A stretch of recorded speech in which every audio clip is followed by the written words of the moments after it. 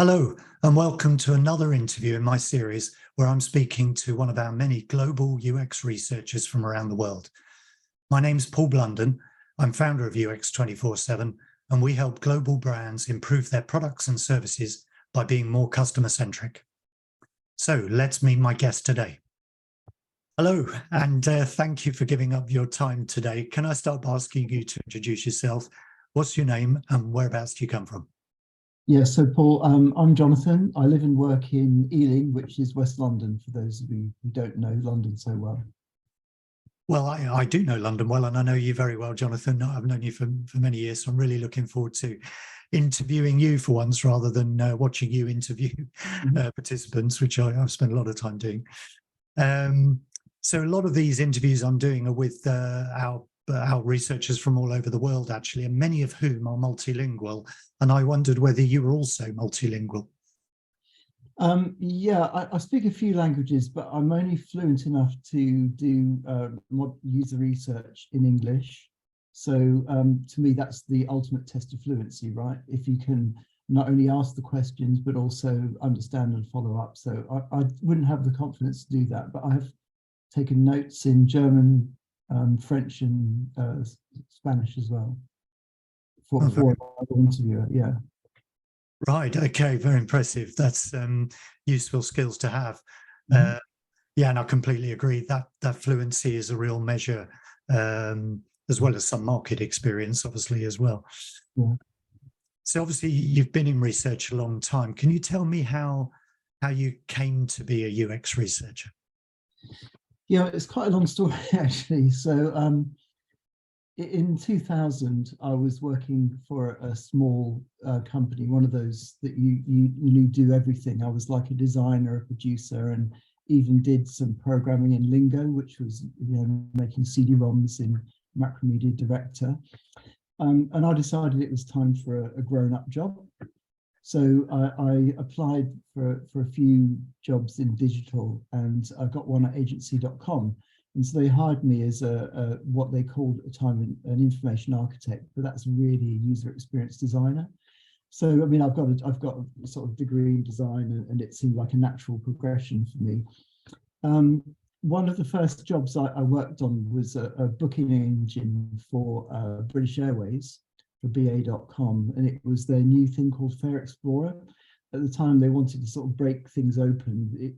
Thinking back to 2001, which is when this was, you could put some dates into a search engine, a booking engine online, and you'd get back one flight. And they wanted to sort of break it all open, so you got a variety of flights.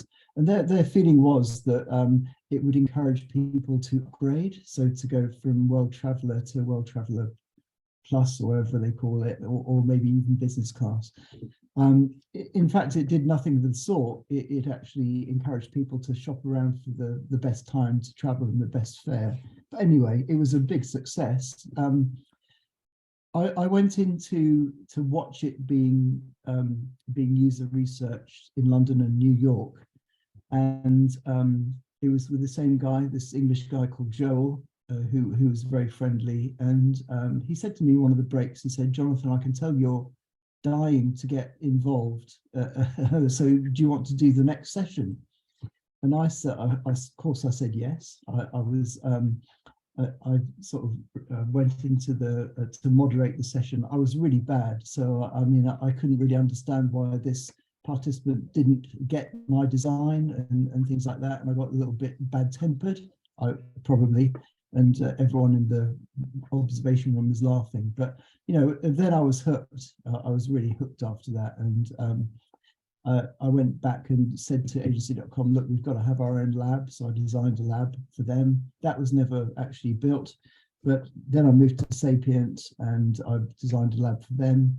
And also a client of mine was Lloyds Bank, and I designed their lab as well. So you could say that was the beginning of something, and I've been a user researcher / designer ever since. So that's how I got into it. That's incredibly brave to take on moderation when you're observing and have never done it before. Yeah, the thing is that people who are good at it make it look really easy, and I guess I fell into that trap, and it wasn't really as easy as I thought. But hopefully, my technique has improved over time. Well, I can reassure you that it has, and you're now one of the people who also makes it look very easy. And I know you've covered a lot of methodologies over your career. I mean, it's been a long career in research. Do you have a favourite? Yeah, I'm not sure if you call this a methodology, but I really love doing co-creation workshops. So I think they're a really great way to sort of validate and develop concepts. So, and you can also add a touch of creativity to really make them go the swing. It just seems like a much more open sort of technique. So I did some of these for Unilever a few years ago, and it was our client was the brand manager for all their flavored teas. And he wanted to produce some apps for people to use during their tea break. So he didn't know what was going to be in it, but he did a few back of the fag packet ideas. And so I was working with the designer really closely, and we produced some 2-screen prototypes, no more than that. And we set up this co-creation workshop. So we invited these tea drinking people into the room. We basically had it was like a standard office meeting room, but we wanted to create an atmosphere. So I went up to the business on the top floor and borrowed their tea trolley. I brought my tea cozy in from home. We got some Monopoly money so people could vote on their best ideas. And I also printed out some wallpaper and actually blue tacked it onto the wall just to create this sort of ambience of a tea room. And so, and the client was sitting in the middle of this, and he had the time of his life. He absolutely loved being surrounded by these tea drinking ladies and asking them questions. But the good thing is we actually made a lot of progress as well. So we started off with, I think it was 8 ideas. We narrowed it down to 3 in the first session, and then 2 days later we developed those winning ideas further, and we had one more session, and we sort of brought it down to 1 winning concept, and so he then went away and developed that into an app. So it was serious fun, I guess you could call it, and that's why I like that technique or methodology. Have you used it a lot? It sounds like a methodology you've got to commit quite a lot of time to.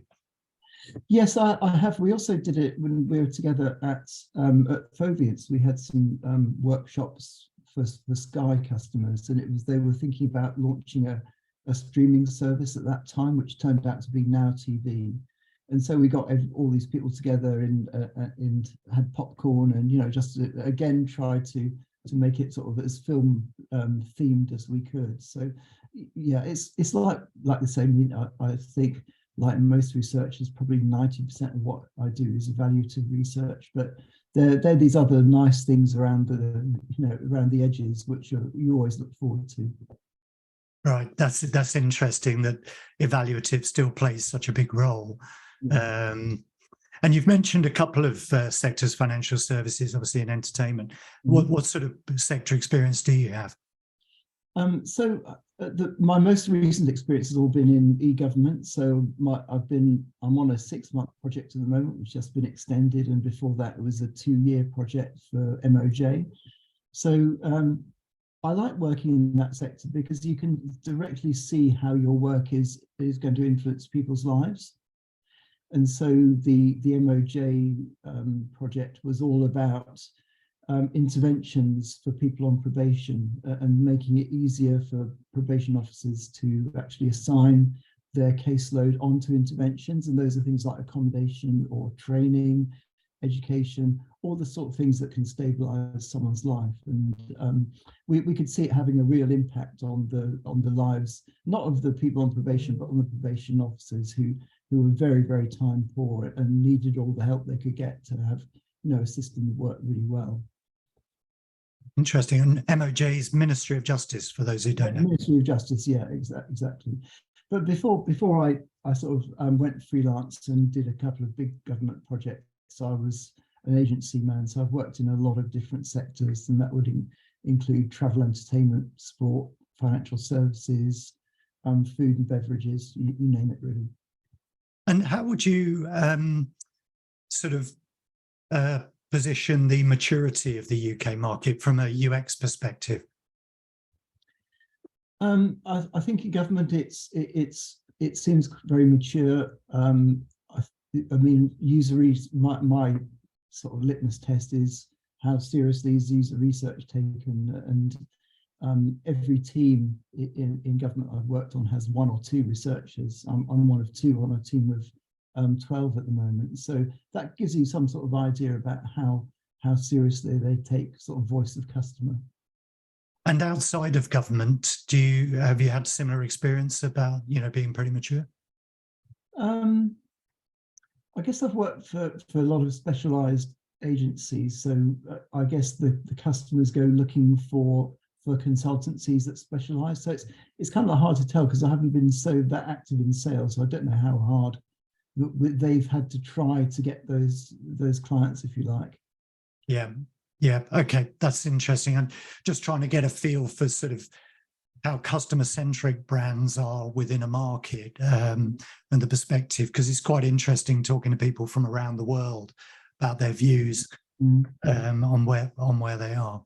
Yeah, I mean, I've just been back to my old one of my employees in Romania, actually, and they're having a lot more difficulty selling user research than we have here. So they're setting up a team in Romania, and I think one of the nice things for them is that now, because they're serving actually markets in Western Europe, so a lot of their clients are UK based or Germany based, but now that it's really common to conduct research over video, they can do it. It opens up for them, so you don't necessarily have to be there.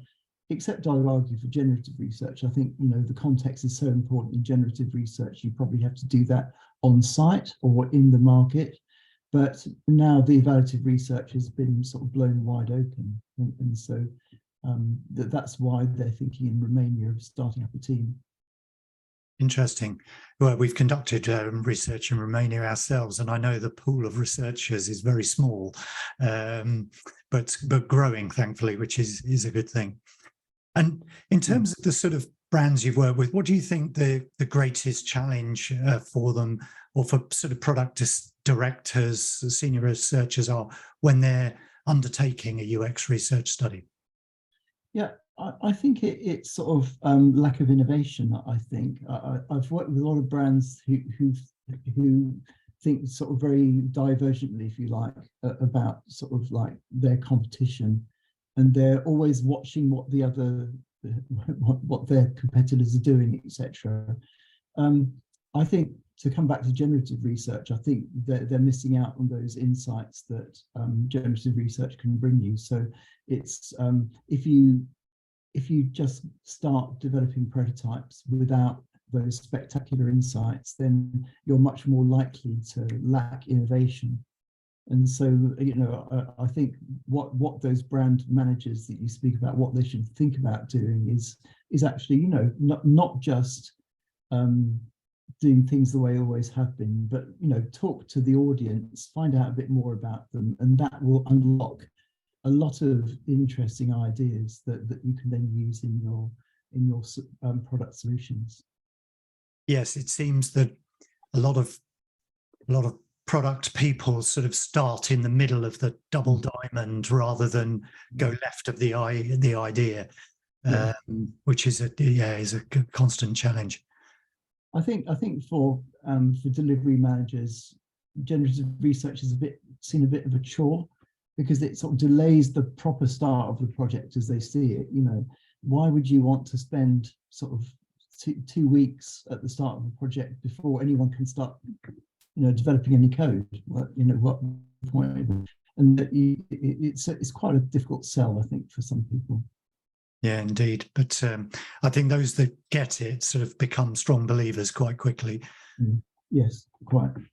And you talked about a project earlier, which was really interesting. But is that your flagship project, or have you got a flagship project that you're particularly proud of? I think the work that I did when I was at Endava for Macmillan Cancer Support is probably my flagship project, and it was a cause that was very close to my heart, because they just helped my sister in her battle against cancer, and given us some really fantastic advice. And so when the pitch came to Endava, I just wanted to get involved, and I sort of like, you know, took it over really, and briefed the designers, because all the designers were actually in Romania and Bulgaria. So first of all, they needed to understand what an important role Macmillan played in sort of British society. So we flew them over. We got them to listen into calls to the call centre. We got them to visit one of their centres at University College Hospital, etc. You know, things like that, just to try and sort of immerse them in the brand. And we did it. It was a long engagement, so it was a digital transformation project. So a really long project. We started off. They'd been engaging with lots of different agencies before who'd done a lot of research. So our first job was not to do generative research, but actually to consume all the research that other people had done, and made a sort of synopsis of that for the whole team to read. And then we started to put, we had a really nice big workshop, produced some concepts, started sketching those, and did some paper prototyping. So really early concept validation, and we went forward, and we actually launched their section for people living with cancer, and then went on to do the more personalised site. So there's some really nice work in there, and I'm very proud of it. And it's been proven to have been a really big step up from the previous version of their site as well. Oh, well, I was going to ask. I wondered what the output or the outcome of that was. And when you say a big step up, were that in terms of numbers of people or type of care people could access? Yeah, I think it was more to do with, because the content has always really been well written. So they were famous for their good content, but people just weren't finding. So they were going to the homepage and just sort of bouncing off. They had a huge bounce rate. Because we did work on the IA, that improved the IA, and also the way the content was structured. We found that people much more easily found what they were looking for, and also stayed there and consumed more content. So that was a big win. Indeed. Well, that would make sense for that kind of market. You'd expect people to be going with a purpose, and if you could keep them there, then that's a real measure of success. Mm-hmm. And you've had, it sounds like, a lot of experience internationally as well. You talked about note taking in other languages and whatever. So I've been asking all of the people in these interviews about the behaviours that they see are unique to the market that they sort of work in. I wonder what your take on that was in terms of the British or the United Kingdom. Yeah, it's interesting. So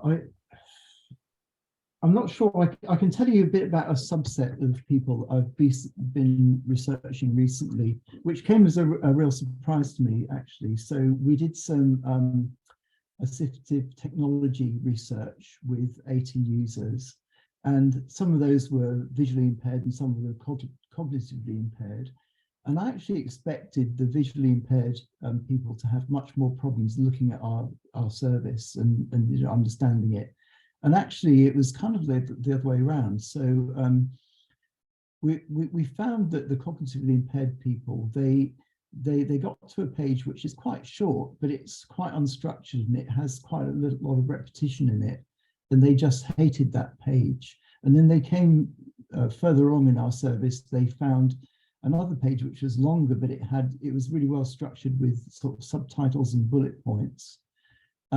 So the page was really well laid out, and they said, "Oh, I wish all the pages could be like this," and so that was a real insight for me, because I didn't think it was really so important to have really good page structure. And I know a lot of sites are written by people who think in terms of writing for books or documents, not so much for writing for the web, and that to me actually proved that, you know, writing for the web is a very different skill. So that one of the participants pointed out to me, she explained that because she has sort of impaired short-term memory, she quite often loses her way on a page, and can only take a certain amount in before getting tired. And having that structure on a page allows her to easily find where she was when her concentration went. So she can start again from that point and carry on. So that's why it's really important for her to have those sort of visual signposts to go back to. And I think that's something that basically that is good sort of practice for anyone, really, not just for the cognitively impaired. If more people did that, if you wrote like that more often, then your website will go down much better with the whole audience, not just those people. How interesting. And cognitive impairment, you described one impairment there. For people who don't know much about it, can you give a bit more background to that? Yeah, sure. So the people we spoke to were dyslexic or had ADHD, or they might have some sort of health condition that gave them brain fog as well. So menopause could be an example of that. So it's not it's either temporary cognitive impairment or or lasting cognitive impairment, but it affects both people in the same way.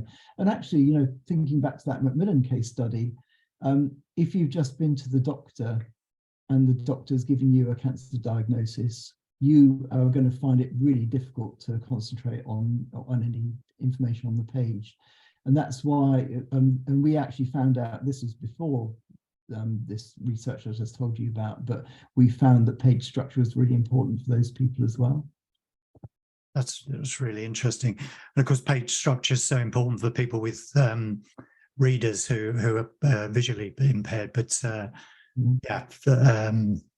as you say, incredible learning that it helps so many people. And final couple of questions, Jonathan. What is currently inspiring you at the moment? I think it's interesting. I think Chat GPT I'm finding really fascinating.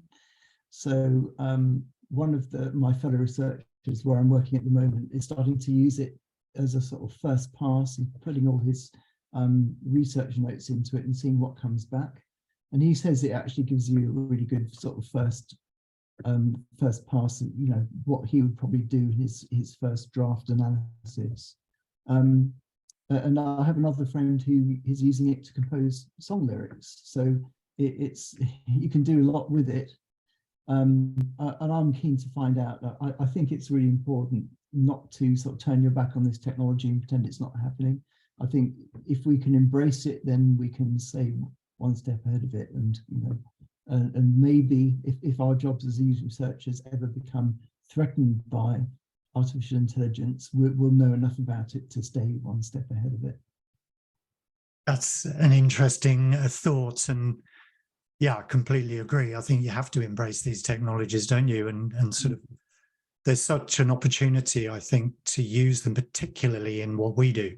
I think to help us with synthesis, analysis, or spend our time more effectively, of course, helping the client. Yeah. And finally, what's your biggest learning been since you've been a researcher or became a researcher?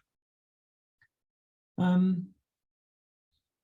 think it's really about sort of, it makes you a better designer. I think research makes you a better designer. So in the days before user research was common, I came across a lot of design egos, and I may have even had a bit of one myself. I told you about what it was like to conduct research on an interface I'd actually designed myself. So I think that if, like a lot of people, I now realise that if users don't get it, then it's not a good design, right?